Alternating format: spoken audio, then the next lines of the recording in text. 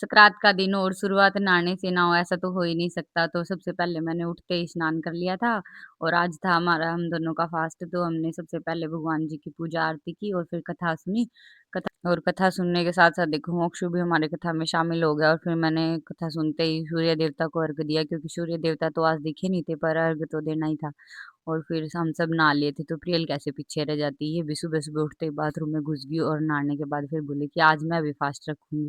तो आज इसने भी फास्ट रखा था, फिर मैंने इसके लिए गरमा-गरम चाय बना दी, क्योंकि इसको ठंड लग रही थी, फिर इसने चाय पी ली और 10-11 बजे से धूप निकल आई थी, तो मैंने अपने दोनों बच्चों को और नहला दिया, धूप में बिठा दिया नहला के और इनको थोड़े सुंदर सा बना दिया और फिर धूप में बैठ के खाया एक अमरूद और शाम को एक शॉल वाला आ गया था शॉल बेचने, तो मम्मी ने बाँटने के लिए शॉल ली इनसे और फिर मैंने शाम के अंधेरा हो गया था, वो बाकी काम करके फिर मैंने शाम को बनाए थे आलू जो फलाहार में खाते हैं, व्रत होता है उस दिन शाम को खाते हैं। फिर मैं नीचे चली गई और नीचे जाके देखा तो मम्मी है ना ये रेवड़ी मूँगफली बँटवा रही थी प्रियल से क्योंकि रीना की वो आई थी सकरात तो ये देने जा रही थी और इसको देखो कितनी हँसी आ रही है। और फिर पापा ले आए थे हलवा और रीना हलवा लेके माँ को मनाने चली गई। हमारे यहाँ तो ऐसे ही मनाते हैं बड़ों पे सकरात पे जैसे सूट वगैरह दे देते हैं या फिर शॉल उड़ा देते हैं। मोस्टली सभी के यहाँ पे ऐसा ही होता है पर मेरे को इतना ज़्यादा पता नहीं और फिर मैंने सोचा चलो थोड़ा दान पुण्य मैं भी कर लेती हूँ। फिर मैं चली गई हलवा बाँटने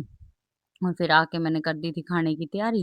क्योंकि आलू तो उबल गए थे, फिर इनमें छौंक लगाना रह रहा था, तो सिंपल जीरे और टमाटर और काली मिर्च और सेंधा नमक डाल के मैंने इनकी सब्जी सी बना दी थी, थोड़ी-सी पतली सी तो क्योंकि सूखी में बढ़िया नहीं लगती और फिर बनाई मैंने सबसे पहली बार ऐसी चीज़ जो मुझे बिल्कुल भी नहीं बनानी आती थी क्योंकि इस दिन ना तिल खाते हैं, गैस के व्रत में, तो मैंने तिल लेके आई थी, ये तिल पीसे पहले तो मिक्सी में,